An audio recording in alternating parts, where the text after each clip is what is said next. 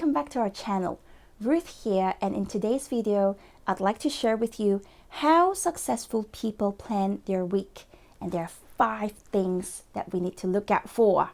So let's get started. Number 1, successful people plan their week by reviewing their vision and goals. So did you know that a majority of successful people all have a vision board? And they have a goal list, and they actually make time, whether it's daily or weekly, to actually review their goals. So what's a vision board? A vision board, it could be something that's physical or electronic. Personally, I have a vision board, and I actually cut out pictures, from magazines, and I stick them all over, and I divide them into different things like, my career, business, family, hobbies, etc. So a vision board is something that you can actually see, and it has pictures on it. So if you don't have a vision board, it's time for you to make one. I've actually made a couple of videos on the importance of having a vision board and also how to make a vision board, and you can actually check them out. But successful people always review their goals and their visions. Number 2, successful people plan their priorities in their calendar. They actually schedule their priorities into their calendar because it's that important, and they actually follow through.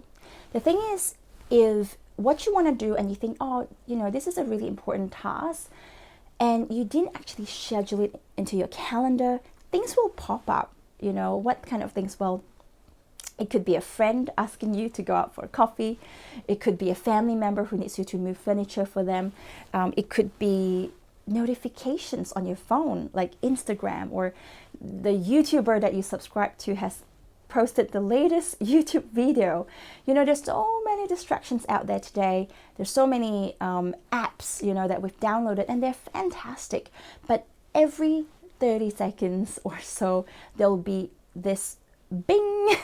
And you're like, oh, what's the news talking about? What's the latest on this? What's the latest on that? So it's important that we actually schedule in our priorities in our calendar, remove distraction, work on your priorities, make sure you can accomplish them, and then you can go back to your distractions and check all your messages and your notifications, right? So that's step number 2. Number 3, successful people include their most important tasks on their calendar, and they complete it by all means before moving on to the next task. So I call it my MIT, your most important task. So what is the most important task? What is a task that can actually make a change, I suppose, and a difference that can actually bring change and value to your lifestyle, to your family's lifestyle? What is the one thing that you think you will be able to do that can actually leave a legacy behind, or can bring change in the next 5 years, in the next 10 years, maybe income-wise, maybe in terms of financial freedom, etc. What is the one thing that's going to add value to you in the long term, not just today? What is your most important task?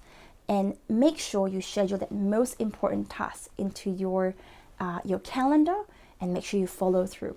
So for example, if on that given day you've got different things to do, let's say you need to catch up with a friend, you need to do the laundry, clean, you need to, let's say, check your emails, pay your bills, etc. But your long-term goal is essentially to, let's say, quit your day job, 8 to 5 job, so you can actually spend more time with your family, and you've actually started a home-based business and you want to grow it. See, when you look at everything you have to do that day, really the most, in a way, important task that's going to make a difference in your future, right? It's not really catching up with your friends, it's not really checking emails, but it's really to work on your business so that maybe in 12 months' time, your business will actually be able to replace the income that you get from your day job, so that you can actually spend more time with your family, right? In the next 5 years, you might be able to grow it into a multi-million-dollar business, who knows? So that is essentially your most important task. So for that reason, you need to actually schedule that in and say, okay, well, on say this day I'm going to spend 2 hours working on my most important task. I'm going to actually look at how to grow the business. I'm going to look at my Google ads, I'm going to ask the customer to do a Google review, etc., before moving on to the next task. So schedule in your MIT in your calendar. That's step number 3. Step number 4, they plan what is important to them. So successful people actually plan what is important to them for that week.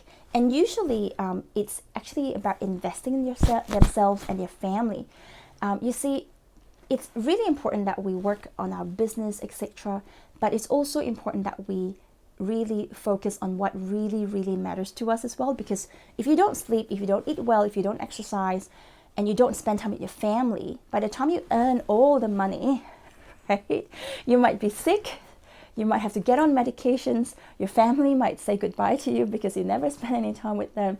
So I'm not saying that, you have to spend all your time with your family. They have to understand that that your job and your career could be also your priority.